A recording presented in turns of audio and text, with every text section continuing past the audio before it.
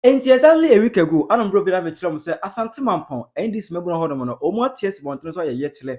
I'm at the end of the day, just say, O my size, near my party office or my question is, O my name, my baby.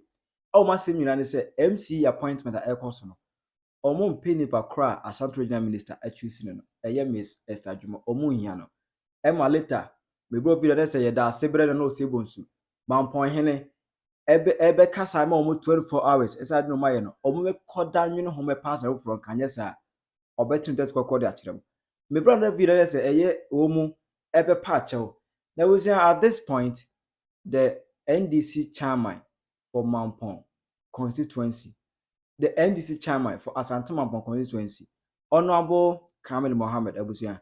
also aba wantene ed ensem bi abetuja concern nema e course wo hono the dasibro sibos e kan and many other things. I have Penyah Block Media. Message send them. Over like video that over subscribe button so. Now we click the notification icon for latest update. Now be share what you dey mama e comment section. Message so baso. No share video more for so enya bi ahwe. Exactly 1 week ago, ana Asante Mampong and this youth or hon my so be Sisala phone. Omo ebu fu ye tisi montros. Eye ye kire dende dia na anu wo hyepa. Say name oh masem nyina na say MCE appointment e koso. Now according to them no omu wo nipa miensa omu shortlisting nipa miensa omu feel say omu no say ye nominate omu na ye tu omu so ba na ba ko ewene adorika eye Asante Mampong NDC Chairman Kamil Mohammed Dr. Simienu Yakubu Yusuf on ye parliamentary candidate for Asante Mampong Dr. Simiensa Alhaji Moro Idrisu ono so na ye leading party member ewo Asante Mampong but Egypt to Sisala for no no omu kire say nipa miensa we and I say nominate omu na ye tu omu so ba na ba ko wene the MCE seat no. I so him nyina Asantini bi anim. But later listen better Asantini wa kwa beka eye establishment. Ene no so monti ase wo Asantini eme MCE e wa Asante Mampong. Eno ne basabasa ya e course no.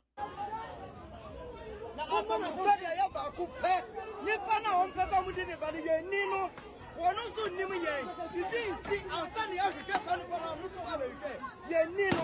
Wono so eni ye. Na almost 8 years. So when you hear him, say a party of Kupati,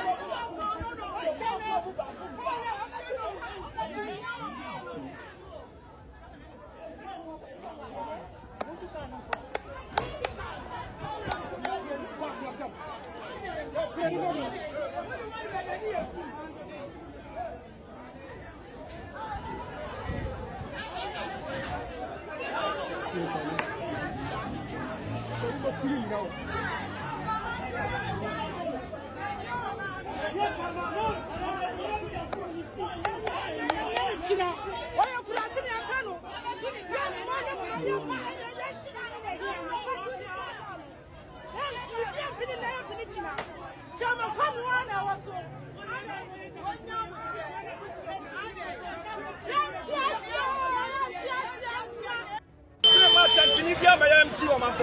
Regional Minister why for get the got is all the dinner for never put you on my bomb now say ya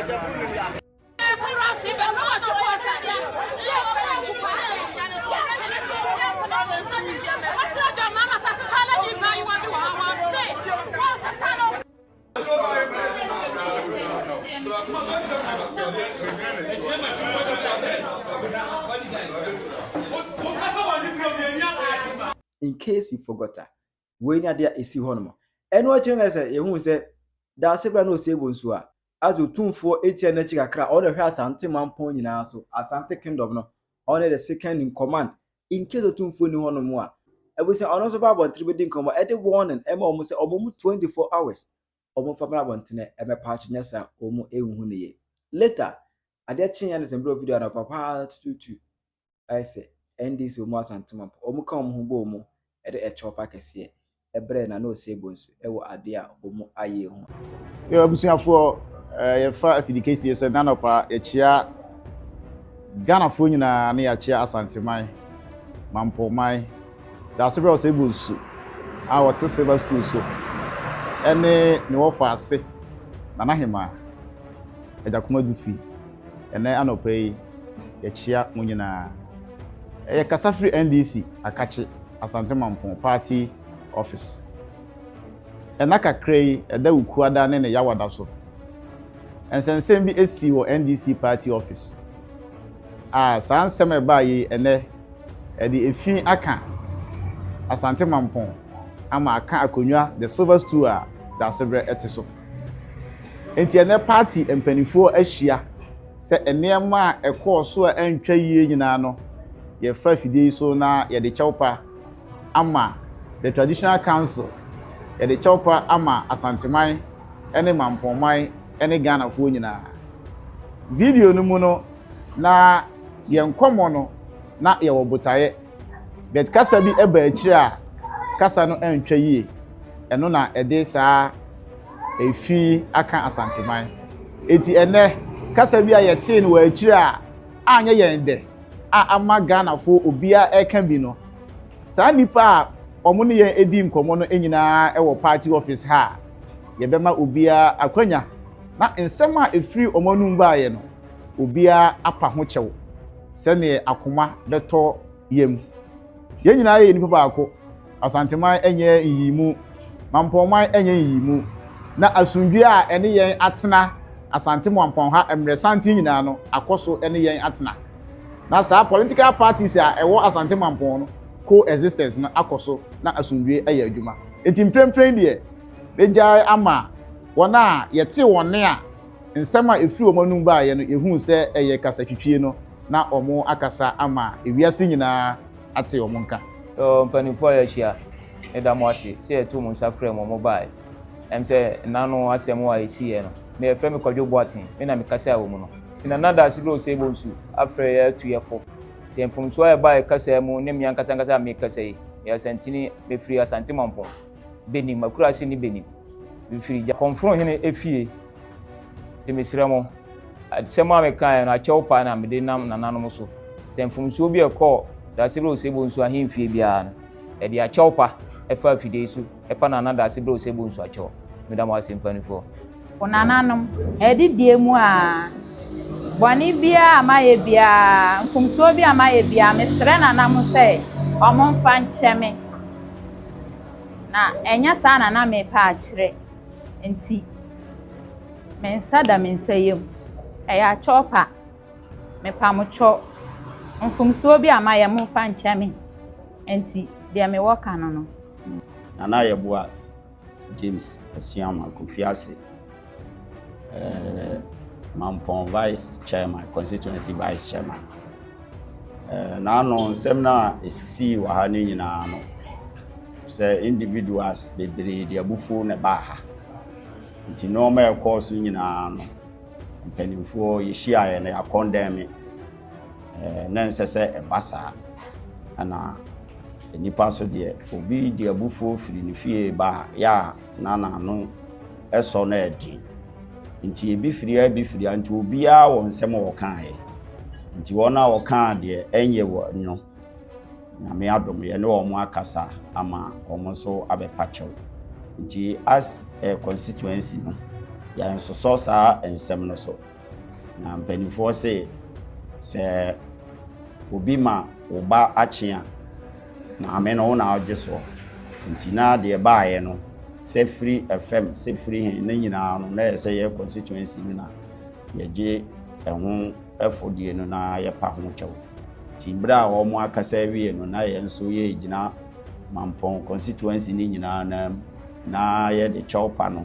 ama Nana Mampong hene ɛne ne wɔfa ase Nana Dufu sɛ de si yɛ biara no ɔmo mfa nkyɛe na yɛne ɔmo gu so a yɛyɛ ntotoyɛ yɛ kasa sɛ de ɛbɛyɛ a bibi foforo biara ɛnsa ɛma bi ti yɛda mo ase sɛ na no pɛ so yɛfrɛ mo sɛ mommra na yɛmfa mo so ma amansan nyinaa nte nea ɛsiiɛ no a abufuo a ebinom de kasaeɛ no ɛma nananom so anyɛ wɔ mo de no yɛmpa ho nkyɛw na mo so mo aba ɛda mo ase bebree ɛbɛpa akyɛw na busia ɛnɛ mpanimfoɔ sɛ asɛm si na panyin no wom no wa me kasa na za kwan sɛ wa hyɛda wala sɛ de bapaye nani ɔyɛ we pa wa hyɛda ɛyɛ sa na Kamil Mohammed ya ɔyɛ NDC Chairman for Asante Mampong ɔno so abedi nkɔmɔ ne kasa kyerɛ sɛ na ɔkyerɛm sɛ Asante Mampong de nyamnya nim no kura ni na no sɛ bosi da sebrɛ ɔne wɔ mu nyinaa tene fɛfɛɛfɛ ɛtena sumdwe mu abusuafo ma obi bia chi me Mohammed Kamil Imam ɛna me kasai NDC Chairman misaye candidate a meka nipa every MCE no abusuafo mesra mo yɛsɛ yɛ nyina nkrane mu entity nkrane sɛbi sɛ petrol si wɔn so a yɛmpa matches anaa yɛn soja ɛnkɔ ho bɛyɛ ɛkekakɔ ɛnɛ ne na ɔtwe ni ɛnɔma bi si wɔ Asante Mampong a ɛyɛ NDC party office nokura ni antwa yie as chairman a mede kuo no ano masom kuo no akyɛ mfie bebree obiara nim ni sɛ Chairman Kamil deɛ ɔyɛ asomdwe nipa ɔmpɛ basabasa yɛnti a meka saa no sɛ wohwɛ a yɛayɛ party adwuma no akyɛ madi chairman no akyɛ since 2008 interparty ɛyi kora ɛma yɛne MPP ntɛm yɛhyia a yɛntɛm go yɛne nananom nso ntɛm go kama ɛwɔ yi me Nana Mampong ne ɔfrɛ me ne baba prɛko pɛ dasebrɛ ibɔ ne di ama bɔ me mu ase na me maame Nana Jakuma Dufi Obatampa sɛbi ɔmfa me ni agorɔ nso saa me bɔ ne di ma bɔ me mu ase saa mpanimfoɔ menu ɔmo na kuro no ɛda ɔmo aba mu ɔmo na yɛ nyinaa ne nananom yɛhyɛ ɔmo ase dwumadi ɛkɔ so anano nokura ni antwa yie ɔmo te anya ɔmo dɛ me maame suma ma ɛfrɛ me ne executives yɛkɔ no okotu yɛfo ɔma yɛfutu a sɛbi adwene ne nyansa o adeɛ te akɔsi dɛ me papa nso frɛ me de me mpanimfoɔ kɔɛ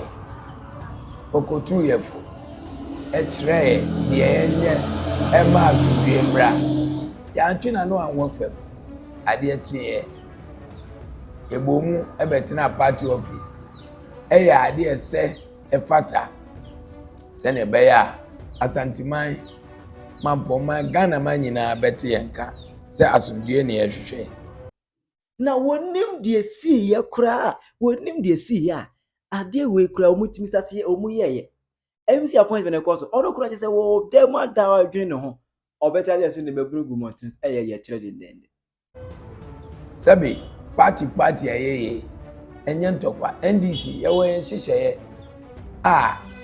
yɛwɔ amammerɛ a yɛyɛ a yɛde yɛyɛ party na yɛyɛ biribiara wieɛ no saa mmara no nhyehyɛeɛ no ɛda hɔ ɛno na mpanimfoɔ de yɛ adwuma manti kuta me manti gya me na mabu no ɛne party foɔ ɛti si abɔnten ɛbɛyɛ yɛkyerɛ a anyɛ fɛ ansɔ ani ɛma yɛkyerɛ no mu no ɔmo ho kwa sɛ ɔmo yɛ yɛkyerɛ ɛtukɔyɛ yɛkyerɛ na wakɔpa na ɔkɔka asɛm a ɛnsɛ wo ka sɛbi ɛmfa papa yɛ mma ɔra sɛ ɔbɛta sɛ ne mabru egu mountains ɛyɛ kyerɛ ɛna ɔkyerɛ mu sɛ MC appointment na ɛkɔ so na momobuafu no deɛ enipa kɔ wɔ the final say ɛyɛ His Excellency John Dramani Mahama ɔno ɛna bɛta aka sɛ appoint nipa wi ɔna ɔkwan sɛ appointing minister eti munya botre Nipakura His Excellency every appointing no. You have no choice other than what? Accepting the person. Enti mesre. Benim koto jogu fam. Me frɛ me party fo nyina enye party fo nyina nko akora. Mampong man nipa bi omo nim sɛ omo yɛ machitafo. Ana omo yɛ party na chitafo. Obia adubre. Obia wafa dan, obia wafa tuo, obia wafa sekan. Omfanto sebi obia wano owo ano a ɛso a ɛka nsɛm a obi nka bi omia na no adubre. Obia kana komanto ni. His Excellency the President on all the prerogative say obo obidi say omeye MCE ana onko minister ana onko chief executive baby. The moment a president bekasa no akasa wie Penyah kasa wie nso a Penyah dware wie a na nso asa enti mesre John Mahama asa dwumadie nyina ehye ne nsa His Excellency obianka na komanto ne yam party ni ya hyehyɛ ne yie madano ma hyehyɛ ne yie ama party no ayakɔ no ɛwɔ Asante Mampong ɛna na me sa begina hɔ na ma sai party no there be da me momedi enhyɛ mra ya bomedi nso atumra gu ɛna ɔsa de futuo ma mabunu sɛ ɔwɔ de wakasa wi watumfo na sɛ woni ukodi nkwasi asɛm na bibi kosi na ɛba sɛ ehia ne bakora obeyi wama ti ɔmada worma misire obi biara wo yɛ party ni na wantie na so wo bema ebi wo kɔhyɛ wo dam na wo di nkɔmɔ kora hwɛ wano kasa yi efisɛ ɛdan waso obi kɔte wasɛm ana wo tisi abɔnte ɛkɔyɛ ade bi a ɛnsɛm fata no kurani yɛhwɛ wo a yɛbɛyi wo ama mpanifo na ɔmo ne wadi efisɛ memmerɛ saa brewe ɛma obi mfa dako pɛ ɛma mmɛsɛ no ɛma obi mfa dako pɛ ɛmɛgu NDC anim ase ɛmɛgu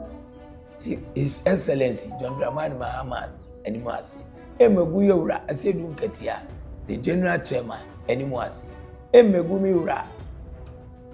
Augustus Andrews Nana Kwesi Ashanti Regional Chairman anim ase asɛm yi bae ma yɛdi mimie ma no kasae ɛno nti na migu bɛsɛ yɛnyina nkrani mu ntina entite nkrani obeyi wama sɛ de Judas ehwe nyame anim yi Yesu ma yɛ no saa no no so kama Mohammed obeyi wama edi tuhufo ɔde kasa kwawi ɛnaja kongo to bia anim ɛpa da sebra chobio ɛde achopa ma His Excellency John Dramani Mahama sɛ ade o ma yɛ rekran o magu odi sipatri no mas ɛwɔ hɔ no I say all the achopa every Ghana fo nyina ɛbaeɛ no sɛne na mabunu no ɛyɛ wopɛgyina hɔ sɛ wo kasa kora sɛbi obi bɛtumi asa bɛɛ nneɛma ho a ɛkyɛn saa na akɔsɛ bibia nti na meyɛ din anɛ ɛsi me kasa ma wiase apanan amansa nyinaa te party mpanimfoɔ so dwa me to ɔmo mepɛ obi biara kyɛw mepɛ president nso akyɛw nananom me papa yɛwura da asiberɛ the occupant of Silver Stool. Me nana, me mami, Oba Penny, Nana Jakumadu fi, Madaurma, Nana Lumina, Unkoto Jokufa, Ipo Biacho, and me Mamma Abutre, Unkuta Kutayasa, Montutu Yasida, then ye better say Mema, Yanya Mema, Madaurma, Umpanchemi, NDC. Obia mfani bibia ntupe na pepepe enye ne dwuma ada yewura dwuma ama bekasa bia yo beka bia yebesom ya botwi ya bom ya pie na ya ba be ya dwuma aboa ama Ghana man bibia akoso kama se dwuma ama ene enye dede ena odwene ho adwuma odi asi nanim ena sise nyina ya dwene ho Ghana yedi tibida munyinas ajubre Variasi na efiaso as nigga so before say honorable edina chop and beba na efiaso din kan betu to be man Asante Mampong NDC for no efa dia omuye ye ho ma boy na se no o si so ngwa asase no Yentoma will be on Tani be what Asante was Asante Mampong. According to what I said, Tani be any Asante was Asante Mampong. Zongo Asante Yentoma will be a. And to say, I will say, Mama Chichu Kua, Monchiche shirts, Samate, Mubadi Power Pa, walk on high than the fear when you if you're running a bush for a change up at there. No, we just train Cantiano. As I say, my point, he say, Zongo Asaseno, on Fama will be a. In fact, said Yamino, I can't hear right as Zong, baby, I'm wanting to know why I'm on Ponzongo. Yeah, trying a baby development, I want you to be. And Yakubu. Wone won kwase afo no monkom krom wone won kwase afo no monkom krom Asante Mampong enye ntafo adwesuo you test the baby amaye ho Asante Mampong enye tani bia ni wo fra Asante Mampong tani bia ni ho a wo fra Asante Mampong minti mi free water region ne enti mi free watchna aya simple maso ndokwa amofa nkom krom said ya kana no anya ka Asante Mampong kwase ani ho na amofo said enti ne yeso mo so because ye ya tata ya mo na mo betai Mampong for yam pedumaden ye ya tata ye hi obi akodo a ana da se break tintasua to obi aso ma mate se Mampong asase yanto matani bia zobo wana mote no mote wasi ye hu mobo ma yasun ti se de na no kwase ade na mo ye mboye biem se mo na mo be kire nipa obedi MCE ewa Asante Mampong mo share mabo badam mo kwase afo Asante onya Asante Mampong this year if you are there as a slave you are there as a slave you only this year won't be me this year da Mampong akunya bia meto me fa matani da Mampong akunya bia meto me fa matani da put it in your head someone junior as Asante for we are so lenient and so entertaining that obia betna Asante mema o feel comfortable I say o person take one step above what jare what abeya yenko pamoesta nyemfa Yakubu mra fa wano na ade boy Yakubu no fa kobo na ntwibini mu asia wate we yanko asiafo we've entertained stupidity for so long wo jare wate mo jare chata ye ne power party wasetna ye de ewo MC consider kokrom near matching intelligence. There are so many wise, intelligent people in the north. Go to the north. Never say a conversation with him, Baba Moana. Go to your fucking city. Go to your hometown. Asante Mampong is not your fucking hometown. Say what Jimia and to so. Say, oh, Shia, both political parties. Now I want them. Me chairman want me want him more. And calling the Asante Mampong ntafo adwesu. You test Asante Mampong ntafo adwesu. Dia mo ye no. Dia mo ntafo amo ko mo koye no. Mo say Asante Mampong ni baby no ka. Anti people are shame. Mo say Asante Mampong ni baby e ka oneka papa peni no obubudua. Waji what me kokro. As a politics in Tinipantimi Sheni Penny Munganjan said, oh, and Moasem. What jare what? What jare? And I Yakubu Amayam Pena Pua Yakubu no flame. Was Siano what? Jimmy Fong was Siafua, ye Pobia ko Jimmy among your fam. Was see any more? What see I say Yakubu no? Why a short list? Now short list in tough for a boa what? O jare wasiafo na asantefo ejina techima etwese kan ma wira anaze enkaboku ntokwai na asantefo yempe won bi da ede kwase asem no ede kwase ye mama soso taso na bedani bini ya soso taso na adani bini me yesa cheni na me ka kire mo ya soso taso na adani bini tani bia ni akonya wa Asante Mampong Otani ba oni akonya ewa Asante Mampong fatu timu mo kwasi ade no ungovernable mo jimi na mo de te boko na mo adane ho ungovernable no a mode ba ye so no muni chasiri tani bi en fa Asante Mampong kadimechi tani bi en fa Asante Mampong kabiem or tani bi en fa Asante Mampong the atwato or tani bi en fa Asante Mampong therefore tani ni akonya wa Asante Mampong or tani bi en akonya e wa Asante Mampong sakwabna bo achibidi assemblyman e osirema monsoma no mra obi ansoma no ho go and develop your hometown and stop fighting over developed hometowns. Kwasiafo mokasi eti Asante Mampong odi kwasiasem na mudi na enka kuro na be kuro ama mo petani am na be MCE mo ma bi twem ne nya ya buta akam enkwasiasem sa na modi aye mu kuro ungovernable enkwasiade sa ene sire mo tena ho ayenyi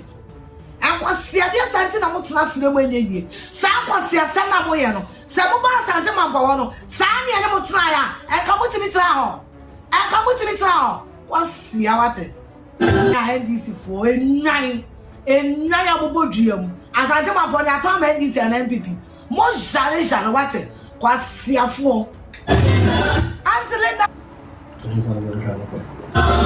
na trawo baby na dwene ho trawo baby ote kokko so trawo baby your royal highness trawo baby yes Asante man yes roni dimbo yes roni yoka ye adoso trawo baby ebuza chirawo je mame wakwa at this point means etuo akwa trade actually because now no o ma be pacho ama even o mo chairman cross abedu manim akopacho enta koma bia emrafo ayemfa asumdwe ene bepeye entina o my konkon kan haram chirawo je mame comment section aha Penyah blog media akra